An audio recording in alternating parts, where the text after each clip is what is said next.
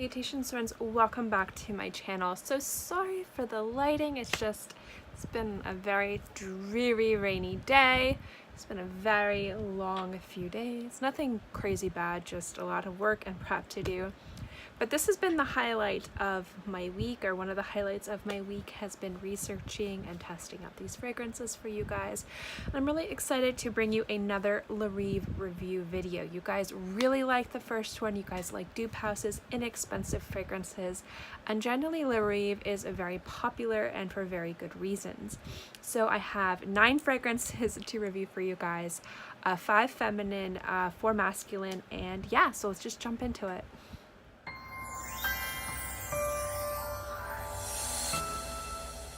Partnered with Max Aroma. They did send me all of these bottles to review. It's very generous of them, and I do have a coupon code below for 15% off your purchase of Rive. These fragrances in general on Max Aroma are like $15 or less, so they're already really inexpensive and you can save a few more bucks. So what I'm going to do is I'm going to break this up into 2 different parts. I'm going to timestamp it below if you're just interested in the masculine fragrances, or if you're just interested in the feminine fragrances. That way you guys don't have to sit through this entire video because it is going to be long. Now for most of these, for 7 of these, I know what they're supposed to be dupes of. 2 of them I am unsure, but I'm going to give you the notes and give you what I think. You guys are really awesome at correcting me, so if you guys do know, let me know and I will make sure to add it. I'm going to list all of the fragrances below. I'd have links as well. Those are affiliate links. You guys do not have to use my code. You guys do not have to use my affiliate links. You guys know that I will always be transparent and let you guys know whenever I have those things on my channel and in my description box, but I will also list the names of the fragrance so that way you guys don't have to click the link. If you are uncomfortable using affiliate links, you do not have to. Do not worry about it. It's completely up to you. But that's it. That's my little disclaimer telling you about all the bric-a-brac. Anyway, let's get into the video. It's going to be extra long, so I am going to actually timestamp every fragrance rather than just the masculine and the feminine if you were interested in one or the other, because I was going to do quick minute reviews and these are all like 4 minutes long. So this little jumble that I'm talking about right now is after I've reviewed like 5 of these guys and I realized, oh, I can't do that. So yeah, that's why it's before the reviews timestamps. Open these and warn all of these, so I have a good idea about how they smell, how long they last, if I think they're worth picking up. So the first one we're going to talk about is Rive in Flames. This is supposed to be a dupe for Paco Rabanne Olympia. Now, I don't know if you guys know, on my channel, and I think even on Red Adolescence's channel when he was talking about this fragrance, I mentioned that this is a fragrance that I love, but this is a fragrance that doesn't work on my skin, or Paco Rabanne Olympia. There's something about the salt note in that fragrance that pulls really strong on my skin, and it kind of smells like Play-Doh. Now, Erin Tangier Vanille smells like Play-Doh on my skin, but it warms up to an absolutely phenomenal vanilla fragrance. There's something about Paco Rabanne Olympia that doesn't work on my skin. It falls flat. It smells beautiful on other people. It's a gorgeous fragrance. It just doesn't work for me and my body chemistry. So I was really interested to see how this one worked. Well, the notes in this are orange, pineapple, cantaloupe, jasmine, sandalwood, amber, coconut, vanilla, rose, heliotrope, and salt notes, or salt water notes. These are my little notes. These are also my drawer down strips. So just to kind of like remind you guys about, or remind myself of how it smells, because there are 9 fragrances here and I will forget. Basically, this fragrance is very similar to Olympia, but it's not close enough for you to be able to close your eyes and say, this is Olympia. Now that being said, it has all the beauty that Olympia has without the saltiness. There is a salt water kind of marine note to this, but to me this is kind of more of a creamy floral. The heliotrope's really nice in this fragrance, and I also really like the vanilla and the rose. And it is a very light, airy, easy, sexy fragrance. But the reason why I think this is so successful for me is because it doesn't have that much of that salt note. So I'm getting all the beauty of all the other notes without the kind of aggressive saltiness that the Paco Rabanne pulls on my skin.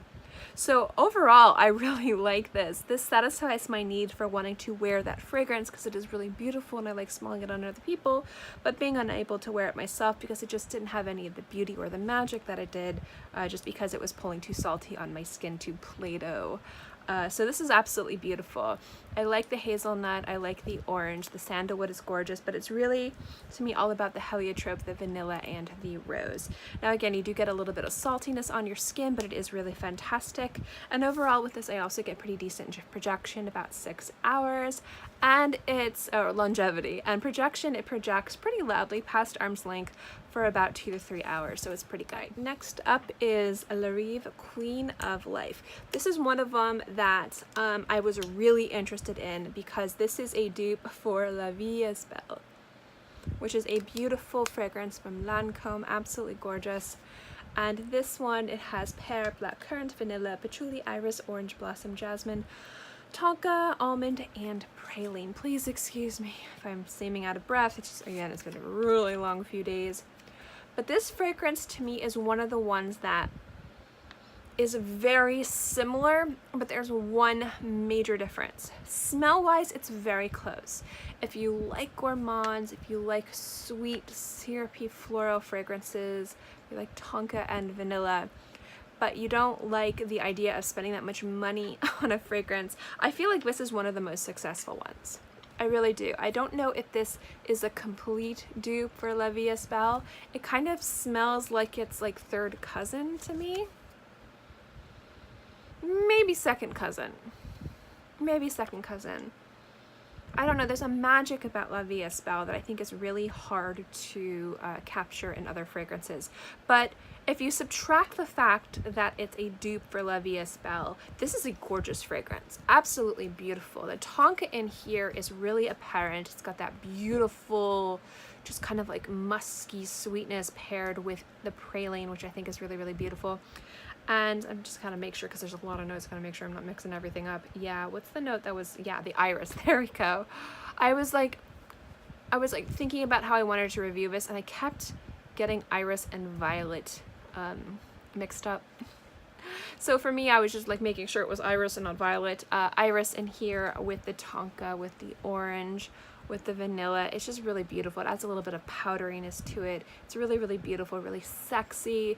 This is a great fragrance to wear in the evening, especially if you're trying to go out to a nice occasion. It smells really nice. It smells like an expensive juice. Now you might think to yourself, why are you telling me if this smells expensive or not? There's something about fragrances, specifically dupes, when they're really inexpensive, there's something about the quality to me of the notes and everything that hurts my nose. It's a little bit too synthetic, it's a little bit too strong, especially when you're trying to recreate fragrances that are very well known. So what they'll do, and this is just what I've noticed in my opinion, is that they will use all the same notes but way lesser quality. So it smells strong, it smells overtly synthetic, it smells chemically. What I like about La Rive is I don't get that. There's one or two that maybe the opening is a little bit harsher than it should be, but most of these just smell like really beautiful fragrances. Like they're not trying to be dupes, but they are dupes. So the quality of the juice is absolutely fantastic, especially for the price. And that's what I'm talking about. It doesn't smell like something you get from the dollar store. It doesn't smell like something you pick up really inexpensively and it just smells off. The juice itself is fantastic. And that's why I enjoy wearing them. It's not so much because of a dupe, it's because I really like the fragrance. So if you like La Vie Est Belle, and if you like the idea of a really nice, rich, sweet floral fragrance that's got hints of praline and hints of tonka, I feel like Queen of Life is probably one of the more successful fragrances from La Rive, in regards to it smelling really expensive, it being kind of similar to La Vie Est Belle, and just overall being a beautiful experience, and it smells like it's worth a lot more money than what you pay. Next up is Touch of Woman.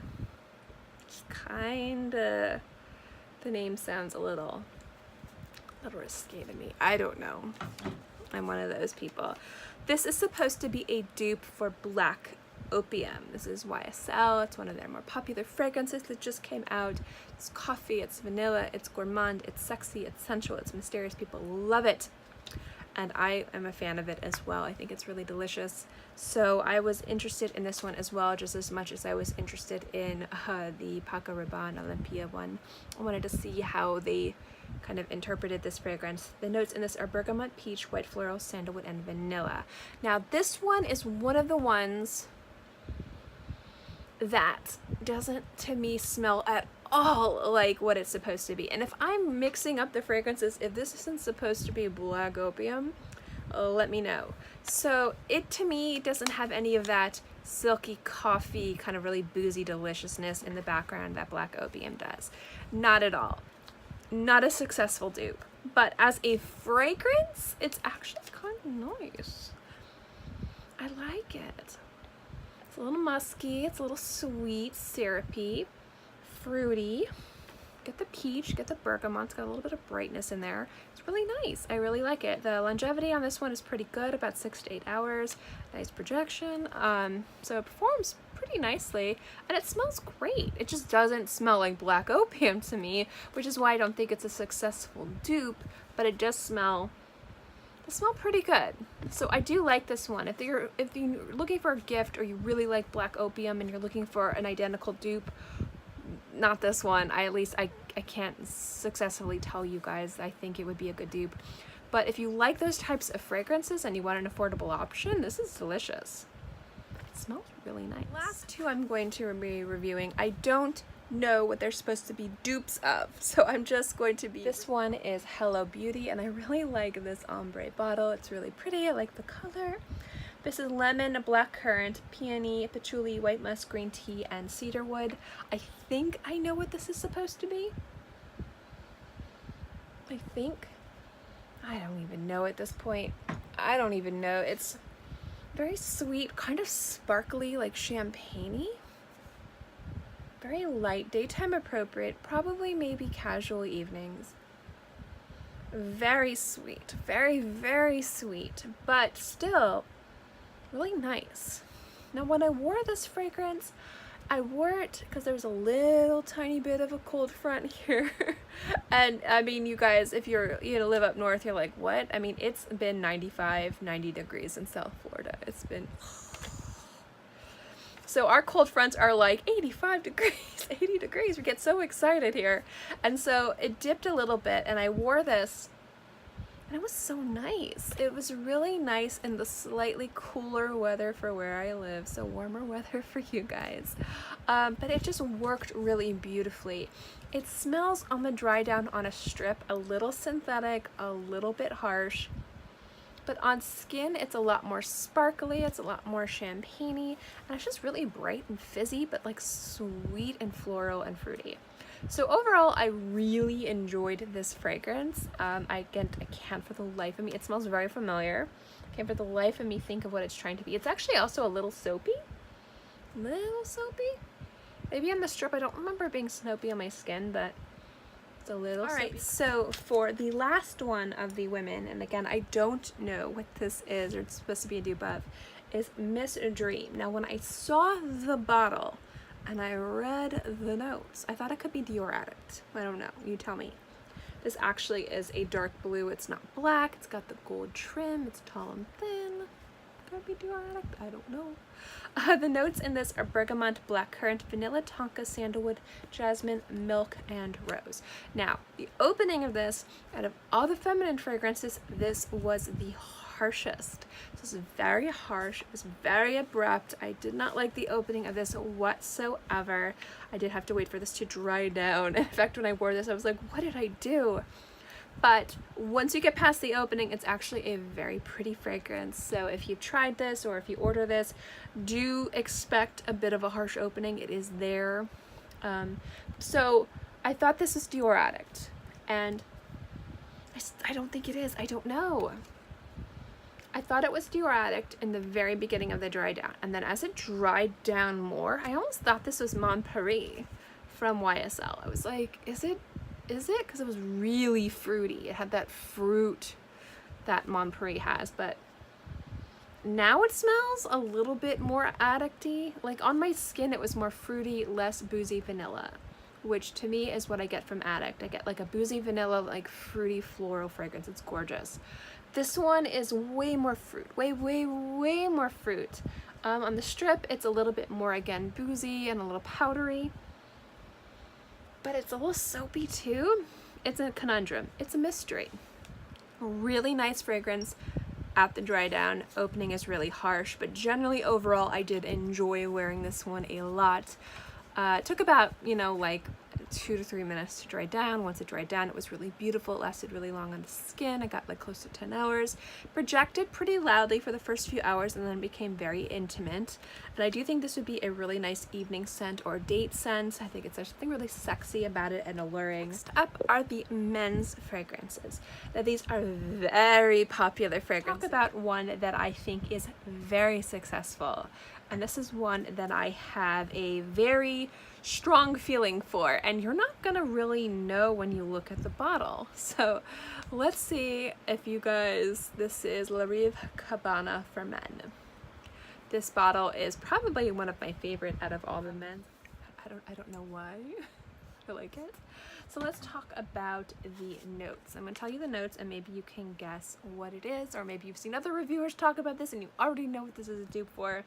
This is cinnamon, cardamom, cloves, eucalyptus, lavender, vanilla, and moss. Now, this is supposed to be a dupe for Jean-Paul Gaultier Le Male. The classic Le Male. Just throw that out there. So many flankers. This is so similar, you guys. It is so similar. Now, I prefer Le Male. There's a variety of different reasons why. I think Le Male has more spice to it. It's more aromatic. It's stronger. It's the first fragrance I bought for a guy. I think it's terribly sexy. It's one of my first fragrances where I really got into Francis Kurkdjian as a nose. So I have a lot of feelings around Le Male.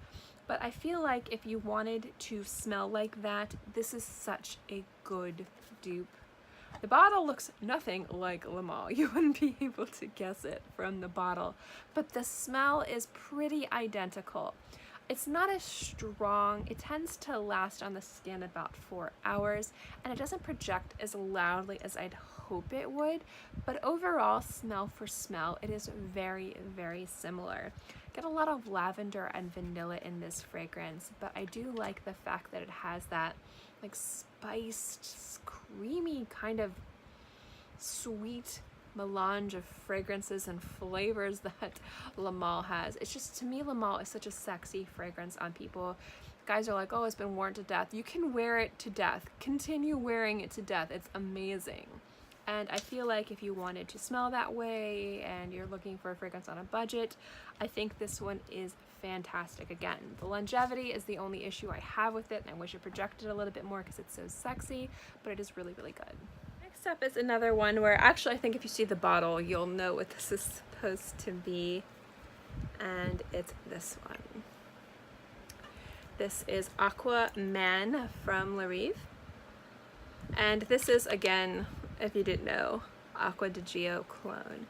The notes in this are bergamot, cedar, jasmine, and it has some watery notes to it.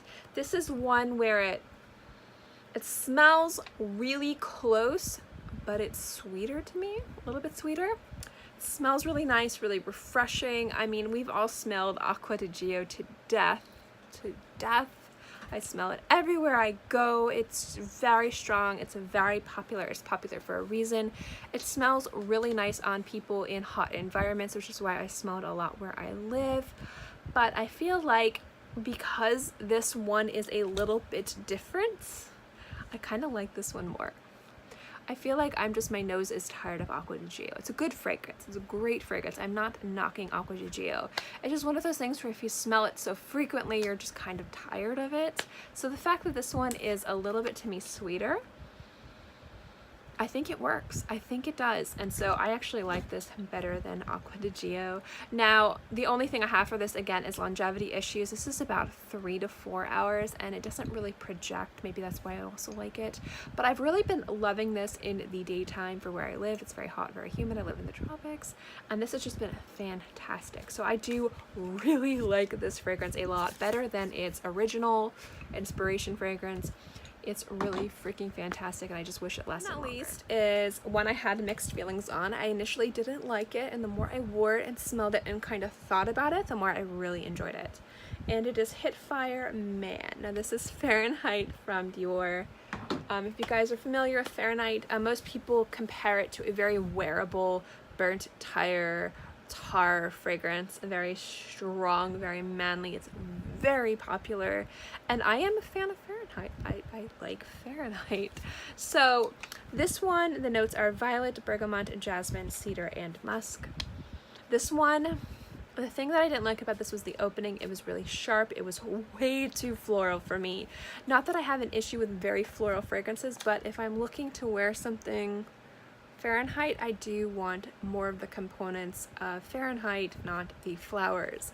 But at the dry down, this becomes a very close clone for Fahrenheit. I wouldn't say it's a complete dupe or clone, but it is very, very similar. And I actually think it's a little bit easier to wear. It's a little bit lighter, not so heavy, and it works really nice in heat and humidity. So I've actually really been liking Hitfire. I'd say this is another one of the fragrances that is very similar to its inspirational fragrance, but it lacks a little bit of the magic of the original. But if you're looking to smell that way and you don't want to spend a lot of money, it is an absolute winner. Alright, you guys, I think I've taken up way too much of your time with this video, so we're going to end it here. That is the kind of fragrances from Rive that I've tried. A big, again, humongous thank you to Max Aroma for sending me these bottles to review. Every single one of these bottles was sent to me for free to review. I will always let you know. I will always be transparent with that so that you guys can make your own educated decisions and decide if you trust these videos or not. I want you guys to always know that I would be transparent and let you guys know. But that doesn't mean that I wasn't honest and truthful with my reviews and with my thoughts on these fragrances. Generally, overall, Rive as a brand, masculine and feminine, has been fantastic. Pretty phenomenal for the price, and overall, I've really enjoyed wearing them, and I get a lot of compliments when I do wear these fragrances. So if you are interested in trying any of these fragrances, again, they're about 15 bucks or less on maxaroma.com, and you can save 15% off with my code. I'll link it below. The links and code are, again, affiliate links, and if you are uncomfortable using those, feel free to disregard. Go straight to Max Aroma, don't use any of my links, and they're 15 bucks, so they're really, really cheap.